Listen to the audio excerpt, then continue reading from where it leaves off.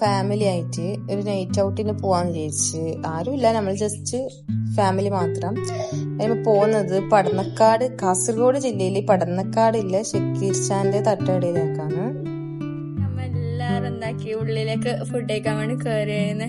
ഭയങ്കര തിരക്കുണ്ടായിന്, നൈറ്റ് ആയോണ്ട് പിന്നെ വീക്കെൻഡ് ആയോണ്ടെല്ലാം അങ്ങനെ നമ്മ കൊറേ കഥയെല്ലാം പറഞ്ഞ്.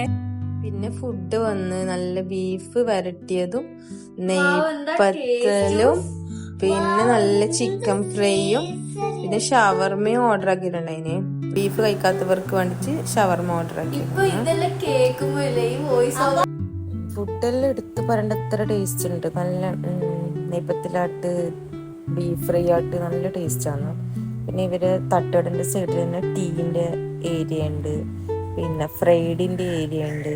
പിന്നെ ഭക്ഷണമൊക്കെ കഴിച്ച് നമ്മ നേരെ പുറത്തേക്ക് വന്ന് പിന്നെ ഈ തട്ടുകടന്റെ സൈഡിലായിട്ട് ഒരു പ്ലേ ഏരിയ ഉണ്ട്. അവിടെ പോയിട്ട് മോള് കുറേ ടൈം കളിച്ച് കുറേ ടൈം എൻജോയ് ആക്കി.